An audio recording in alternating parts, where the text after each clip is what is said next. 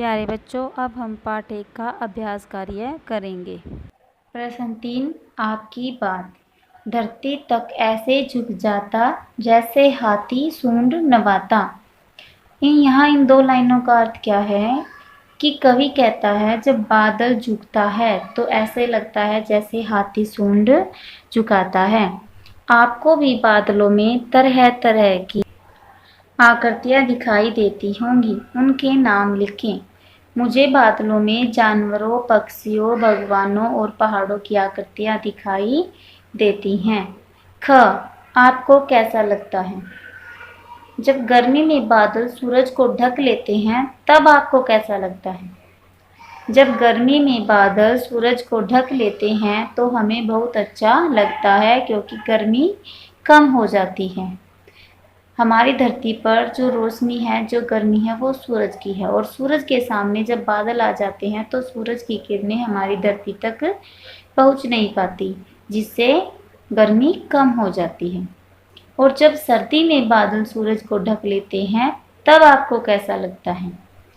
सर्दी में तो धूप सबको अच्छी लगती है और जब सर्दी में बादल सूरज को ढक लेते हैं तो हमें अच्छा नहीं लगता क्योंकि सर्दी और अधिक बढ़ जाती है। सर्दियों में सब धूप में बैठना पसंद करते हैं और जब सूरज के सामने बादल आ गए तो यानी सूरज की किरणें हमारी धरती तक नहीं आई, तो इस वजह से हमें सर्दी में और ज़्यादा सर्दी लगने लग जाती है। आगे देखिए प्रश्न 4, कविता से आगे। नीचे कविता में कुछ पंक्तियाँ दी गई हैं। कविता पढ़कर प्रश्नों के उत्तर दें। बादल दिन को रात कैसे बनाता है? बादल सूर्य की किरणों को ढककर दिन को रात बनाता है। बादल धरती को कैसे खुश करता है? बादल वर्षा करके धरती की गर्मी शांत करता है और हर तरफ हरियाली करके धरती को खुश करता है।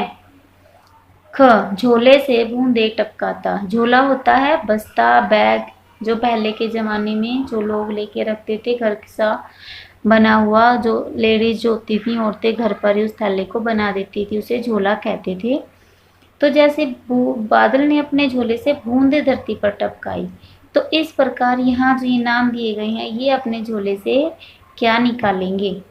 तो आप देखिए पिताजी क्या निकालेंगे? रुपए, टॉफी और चॉकलेट। माँ क्या निकालेंगी? माँ निकालेंगी रुपए, रोटी और टॉफी। अध्यापिका के झोले से क्या निकल सकता है? पेन, पेंसिल, पुस्तक। और जादूगर के झोले से जादू की छड़ी, जादू की डिबिया। डाकिया, डाकिया क्या निकालेगा? पत्र और मनी ऑर्डर। 5 देखिए भाषा की बात। इस कविता में बादल के कुछ काम दिए गए हैं, जैसे खेल दिखाना और उड़ना।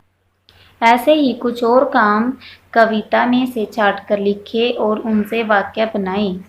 खेल दिखाना, अब यहाँ जादूगर बादल को कहा गया है, तो बादल यानी जादूगर तरह तरह के खेल दिखाता है। ओझल करना, उड़ जाना, जादूगर पवन पंख पर उड़ता है।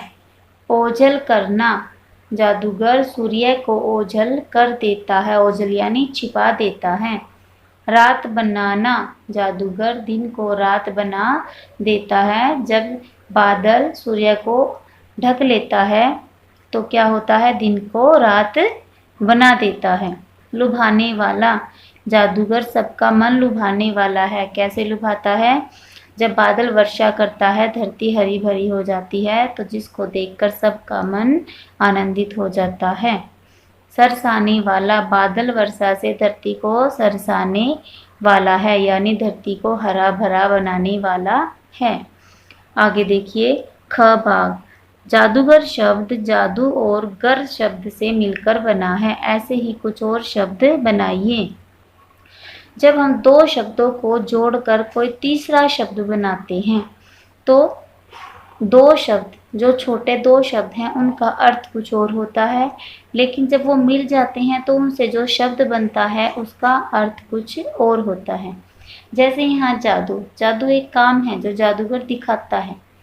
ठीक है। उसके साथ गर शब्द को जोड़ने से एक नया शब्द बना जादूगर। अब यहाँ जादूगर कोई काम नहीं है, बल्कि ये किसी व्यक्ति के लिए प्रयोग हुआ है, जादूगर। इसी प्रकार सौदा, बाजी और कारी, इन शब्दों का अर्थ अलग है और गर शब्द जुड़ने से जो शब्द बनते हैं उनका अर्थ कुछ और है।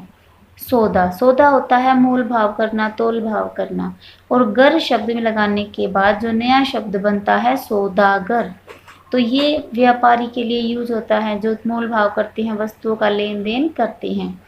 बाजी, बाजी का मतलब होता है जैसे टर्न आना, क्या मेरा नंबर आ गया, मैं इस काम को करूंगा। ऐसे ही गर के साथ मिलाने से बाजीगर, बाजीगर यानी जो कारनामे करते हैं उन्हें बाजीगर कहते हैं, ठीक है। कारीगर, कारी होता है यानी कारी मतलब काम और गर मतलब काम को करने वाला, तो कारीगर का अर्थ हुआ जो काम को करता है। इसी प्रकार आगे देखिए, निम्नलिखित शब्दों के लिए कविता में अन्य किन शब्दों का प्रयोग हुआ है। यहाँ पर कविता में कुछ शब्द आए थे, हवा, आकाश, सूर्य और पृथ्वी। इनके लिए कविता में अलग शब्द यूज हुए हैं। जैसे हवा के लिए पवन यूज हुआ है ना लाइन, पवन पंख पर उड़ने वाला। और ऐसे आकाश के लिए नभ, कहाँ कहाँ से नभ में आता, नभ मतलब आकाश में आता। सूर्य यानी सूरज, ठीक है। और पृथ्वी यानी धरती, धरती को सरसाने वाला। तो इन शब्दों के लिए ये शब्द यूज हुए हैं और इन शब्दों का मतलब एक ही है। तो जहाँ एक चीज के लिए अलग अलग शब्द यूज होते हैं या जिन शब्दों का अर्थ एक ही होता है उन्हें हम पर्यायवाची शब्द कहते हैं, जिन्हें आप हिंदी व्याकरण में डिटेल में पढ़ेंगे।